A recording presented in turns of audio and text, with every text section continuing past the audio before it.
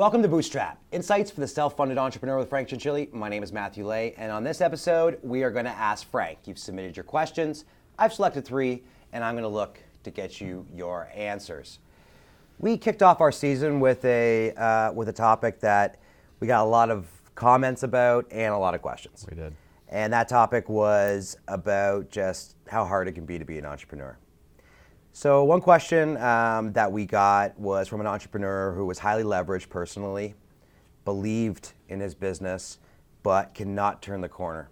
The pressures on, and I know that most people will identify with this, on family and just lifestyle, feels like it's gotten too much. But everything that he reads is, don't give up on your dream, don't give up on your business. And the question is, in the end, how do you know when it's time to walk away?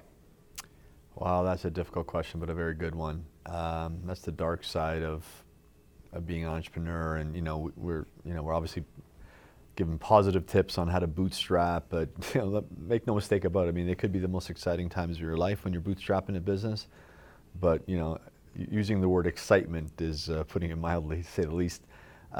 They can be very, very dark times. And when I hear stories of, in this case, you're piling up personal debt, credit cards are maxed. I'm giving you great bootstrap tips about how to stretch vendors and maybe credit cards and lines of credits. But what if you just can't turn the corner? Yep. And you're not making money, and and then everything you're reading is talking about being positive and never quit. And it's like, well, you know what? I have to say that sometimes it is time to quit. And obviously that's a personal decision and a family decision usually, especially if you've got a family and you got mortgage payments and all that fun stuff. Sometimes it's not. There's a difference between maybe taking a time out versus actually quitting altogether. There's no shame in going back to maybe just getting employment, going back to an employee, go just settle things down, get some steady cash flow, see if you can even kind of continue on the side in the business, cut costs. And that's a nice way to get perspective. So I know that's hard emotionally, especially when you've told so many people you're going to make it and you feel like you're giving up. Not necessarily. Sometimes there's nothing wrong with going back, taking a job for a while, a year or two even, and then coming back stronger, seeing if you can stabilize the business, get a hold of your expenses, just knock off some debt. There's no shame in that. Like, better to have tried and failed temporarily than not to at all. And that's the life of the entrepreneur. Yeah, there's so many stories of very successful entrepreneurs that when we haven't read the whole book, the whole biography, that they failed many times before they had that $1 billion beast, right? Exactly. And the problem with nowadays with social media and all these positive quotes, no one's going to post all the failures on Instagram or LinkedIn. So, but statistics show that there's more people failing than succeeding in business. So you have to be able to assess that, realign, maybe a different business. Come back stronger with all that experience. Next question was particularly about the banks. The question was related to getting into, what do you do now when you're going to have those conversations? Do you have your finance team run it? Do you have, how do you actually work that side?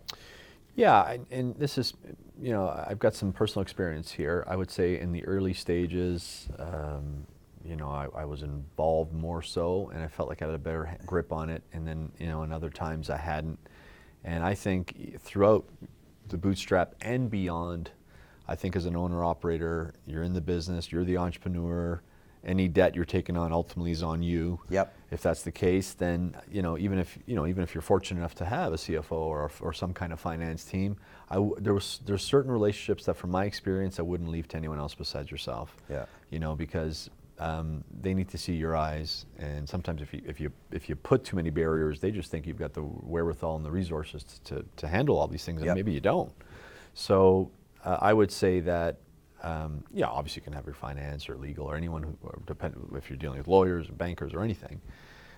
It's very important as the owner to be building those relationships, which means you got to be in those rooms. Yeah, you got to be on those calls. I mean, you had mentioned on the thing, in the session or the episode about how these guys are measuring risk, and when they ask you questions about or they ask your accounting team questions about the business, they might not have those answers that don't sort of scare them, right? Yeah. Like you know what's going on within the account and in the business, and you have the answers to give them. Well, as an owner of a business, probably your biggest pet peeve is surprises. Right. So a good way to eliminate surprises down the road, because sometimes a finance person just trying to even shelter you from any kind of bad news sometimes. This way you can avoid surprises. You're well aware of what you're signing, what your obligations are. I think that'd be a good tip. Okay. So the last question is about the mergers and the acquisitions, or getting into investing in I guess, non-core business, or even just core businesses. As you had mentioned, that it has to be the right time. So the question we got is, Frank, how do you know it's the right time? What should you have in place in your business to know it's right to take those steps? Yeah, I mean, timing sometimes is based around an opportunity. You know, if you see that the timing is right, where if you introduced a particular service or got into a different business, you could really be able to take advantage of the market, fine. But the two most important things to go along with that is you got to make sure you've got the finance and the financial wherewithal to execute. Right. And your team as well. Sometimes you think you just have money, so you can throw money at the problem. Well, no. That could turn into a big hole. I think you've really got to you have to really know that you have the infrastructure to handle that endeavor, and I think you need buy-in. Right. I've been guilty of, we're doing this and you guys will figure it out. No, you kind of want them excited about it and bought in as well. Right. Especially if you're at a stage where you're not the day-to-day guy doing everything, you need those people to be aligned. Exactly. Right. Well, those are the answers for Ask Frank. We're going to do another session later on in the season, so keep those questions coming. Next time on the show, we're going to dive into sales, marketing, and the world that is ever changing. This is an episode we do every year and every season because it seems to be constantly evolving. Until then, send us your questions, share this with your friends, family, loved ones, anyone who's interested in entrepreneurialism, and keep it lean.